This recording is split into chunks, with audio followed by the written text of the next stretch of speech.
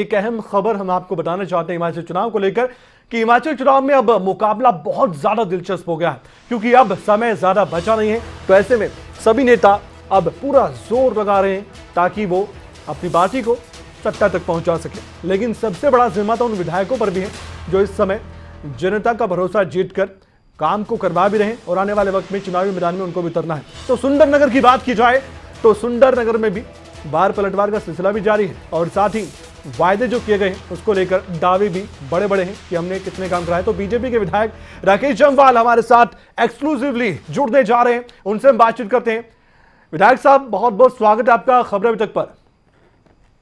नमस्कार राकेश जी, हम जानते हैं कि आपका जो राजनीतिक सफर है बहुत लंबा रहा है। बीजेपी से आप बहुत गहराई से जुड़े हुए हैं, लेकिन बात जब जनता की आती है, आपके विधानसभा क्षेत्र के लोगों की आती है, तो वो आपसे जरूर पूछते होंगे कि काम आपने जो कहे थे वो करवाए कि नहीं करवाए। क्या हम ये मानकर चले कि सुंदरनगर को सुंदर बनाने का जो जिम्मा आपका था वो आप बना चुके हैं या अभी खूब खामियां बाकी हैं? सुंदरनगर की जनता ने मुझे अपने सेवक के रूप में चुना है और मैंने लगातार 4.5 वर्षों में प्रयास किया है कि सुंदरनगर विधानसभा क्षेत्र जैसा नाम सुंदर नगर है उसी प्रकार से सुंदर बनाने का हमने लगातार प्रयास किया है। और इन 4.5 वर्षों में मैंने अपने विधानसभा क्षेत्र में, चाहे वो शिक्षा क्षेत्र को लेकर बात कर लें आप, चाहे स्वास्थ्य जगत की आप बात कर लें, चाहे आप सड़कों की बात कर लें, चाहे पीने के पानी की अगर आप बात करें, सड़कों की आप बात करें, हर क्षेत्र में हमने विकास किया है। और मुझे इस बात की संतुष्टि है कि जनता ने मुझे हिमाचल प्रदेश की विधानसभा में सुंदरनगर की आवाज उठाने के लिए, सुंदरनगर की जनता की सेवा करने के लिए चुना था और मैंने 4.5 वर्षों में ईमानदारी के साथ काम किया है। राकेश जी, जब राजनीति की बात आती है तो आप जानते हैं कि आप भी पूरा तैयार रहते हैं, क्योंकि सियासी वार होते रहते हैं और खासकर जब आप सत्ता में हो तो विपक्ष किस तरीके के सवाल उठाता, आरोप लगाता है, ये आप बखूबी जानते हैं। हिमाचल की राजनीति की बात करें तो आजकल आप ये भी बखूबी जानते होंगे कि नेता प्रतिपक्ष मुकेश अग्निहोत्री किस कदर बीजेपी पर हावी रहते हैं। अगर आपकी मैं बात करूं तो आप अपनी जुबानी उनको क्या जवाब देंगे, क्योंकि वो तो कह रहे हैं कि ये सत्ता जो इनके हाथों में है ये ज्यादा महीनों की बची नहीं है, कांग्रेस सत्ता में आने वाली है और बीजेपी ने जो वायदे किए वो पूरे नहीं किए। इस पर आपका क्या कहना है? विपक्ष जिस प्रकार से बेतुकी बयानबाजी कर रहा है, मैं उसके बारे में कुछ ज्यादा टिप्पणी नहीं करना चाहूंगा। कांग्रेस पार्टी इसी उम्मीद में है कि यहाँ पर एक ऐसा रिवाज पड़ा हुआ है कि एक बार भारतीय जनता पार्टी, एक बार कांग्रेस पार्टी जी।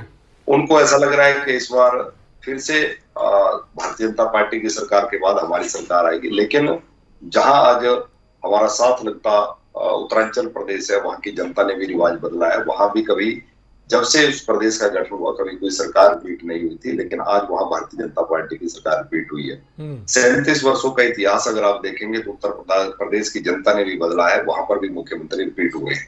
4 प्रदेशों में जहां भारतीय जनता पार्टी की सरकारें थी, फिर से भारतीय जनता पार्टी की सरकारें आई है और हिमाचल प्रदेश में भी इस बार लोग इस रिवाज को बदलेंगे और एक गांव गरीब के बेटे जयराम ठाकुर को फिर से हिमाचल प्रदेश में लोग यहाँ पर अपने आशीर्वाद से उनको मुख्यमंत्री बनाएंगे। ऐसा जनता के बीच से जो फीडबैक आ रहा है, हम जनता के बीच में जाकर देख रहे हैं तो कांग्रेस के नेता मंच पर एक दूसरे के खिलाफ बयानबाजी कर रहे हैं, पब्लिक मीटिंगों में आपस में लड़ते हैं।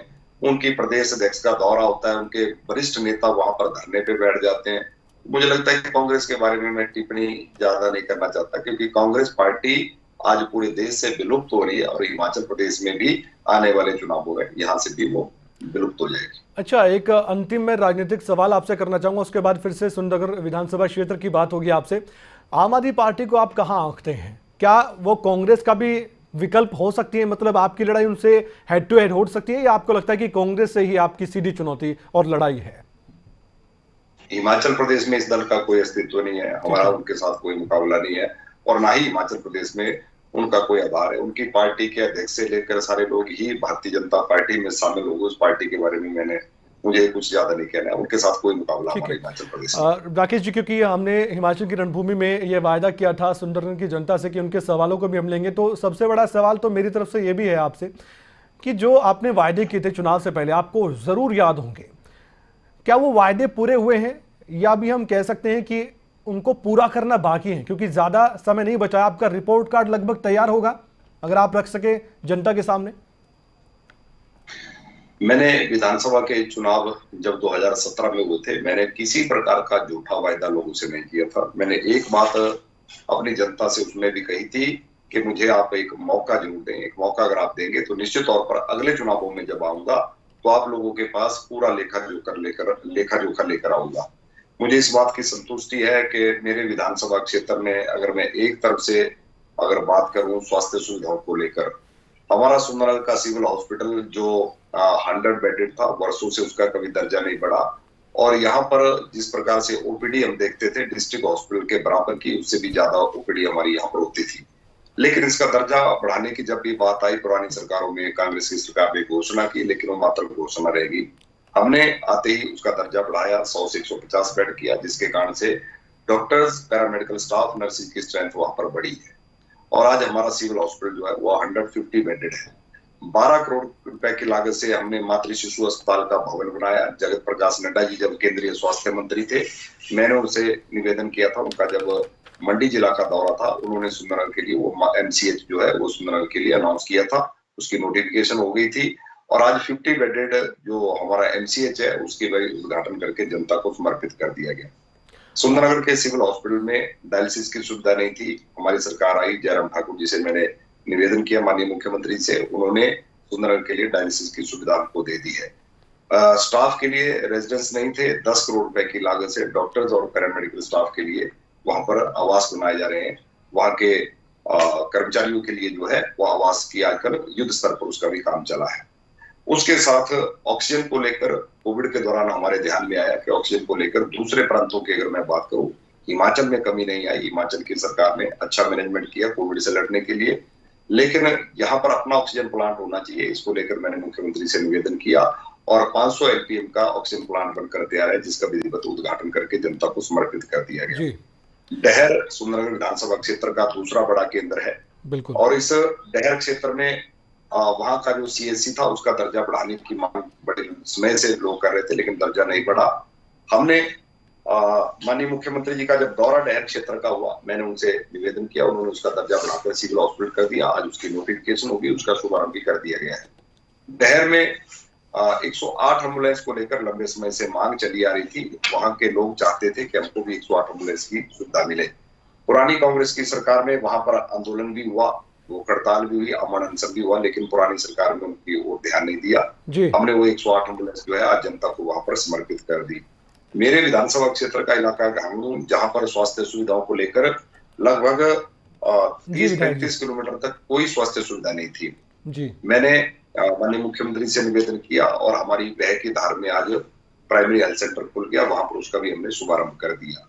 मेरे विधानसभा क्षेत्र का चरखड़ी एक ऐसा इलाका था जहां पर पिछली सरकार में भी लोगों ने मांग की थी कि हमको वहां पर पीएससी चाहिए, लेकिन पुरानी सरकार में कहा गया कि आपकी उस क्षेत्र के लिए जो है प्राइमरी हेल्थ सेंटर फिजिबल नहीं है। रिपोर्ट मंगवाई थी और रिपोर्ट में वो ठीक नहीं पाया गया, लेकिन आज वहां पर पीएससी खोल दी गई है, उसका भी शुभारंभ करके वहां पर भी आज डॉक्टर जो है वो लोगों की सेवा वहां पर डॉक्टर कर रहे हैं। आप जिस तरह से टिप्स पर विधायक जी गिनवा रहे हैं, काम लग रहा है कि काफी काम आपने किए हैं।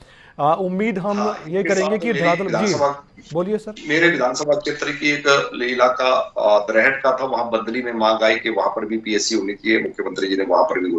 ये मैं मात्र स्वास्थ्य सुविधाओं की बात कर रहा हूँ। मेरे विधानसभा क्षेत्र का आज कोई पीएससी सीएससी ऐसी नहीं है जहां पर आज डॉक्टर नहीं है। जहां एक डॉक्टर को लेकर लोग तड़पते थे, वहां पर आज 4 डॉक्टर जो है लोगों की सेवाएं, यानी जो बड़ी डिमांड थी उनको पूरा करने का काम आपने किया है। मेरा अंतिम सवाल होगा, तो हम मानकर चले कि आपकी दावेदारी सुंदरनगर से है ही और आप दावेदारी ठोकते हैं हमारे माध्यम से आने वाले चुनाव के लिए? मेरी कोई दावेदारी नहीं है। मैं भारतीय जनता पार्टी का सिपाही हूँ, कार्यकर्ता हूँ। पिछले 25 वर्षों से पार्टी का काम कर रहा हूँ। पार्टी ने जब जब मुझे जो आदेश दिया मैंने उसी अनुसार काम किया है और वर्तमान में पार्टी ने मुझे सुंदरनगर की जनता की सेवा करने के लिए विधायक के रूप में विधानसभा का टिकट दिया था और मुझे सुंदरनगर की जनता ने विधायक चुना है और पार्टी का मैं प्रदेश का महामंत्री भी हूँ। उस नाते से मैं आज काम कर रहा हूँ। आने वाले समय में भी जो दायित्व पार्टी देगी, जो जिम्मेवारी पार्टी देगी। और विधायक जी की बात तो मैं कहना चाहूंगा, एक अच्छे वक्ता हैं आप और आपने इतने काम गिनवाए हैं, धरातल पर जरूर होंगे, हमारे रिपोर्टर्स भी जाकर जरूर ये देखते भी हैं। लेकिन आपको लगता है कि दावेदारी आपको भी खुद ठोकनी चाहिए। आपकी जनता तो यही चाहती होगी अगर आपने काम करवाए हैं तो। निश्चित तौर पर सुंदरनगर की जनता का आशीर्वाद मेरे साथ है, लेकिन पार्टी का नेतृत्व ठीक यहाँ है, पर तय करता है। ये कांग्रेस पार्टी नहीं ठीक है, है, ठीक है। भारतीय जनता पार्टी है। भारतीय जनता हाँ, पार्टी में संगठन, ठीक है। पार्टी का प्रदेश नेतृत्व, केंद्रीय नेतृत्व तय करेगा। जो वो फैसला करेंगे उसी आपने मुताबिक मैं बातों काम ही बातों में अपनी बहुत बात कह दी और तंज भी कस दिया विपक्ष पर, कांग्रेस पर। बहुत बहुत धन्यवाद विधायक जी, आपने इतना समय निकाला और आप हमारे साथ जुड़े। आपने जो दावे किए हैं हम उम्मीद करेंगे वो धरातल पर यूं के यूं उतरे। लेकिन जनता सब कुछ जानती है, उसको सब मालूम है। आने वाले वक्त में खबरें तक जब धरातल पर उतरेगा तो हम जनता से पूछेंगे कि जो वायदे किए गए हैं किसी की भी तरफ से, चाहे वो पार्टी हो चाहे वो विधायक हो, क्या वो पूरे हो पाए नहीं।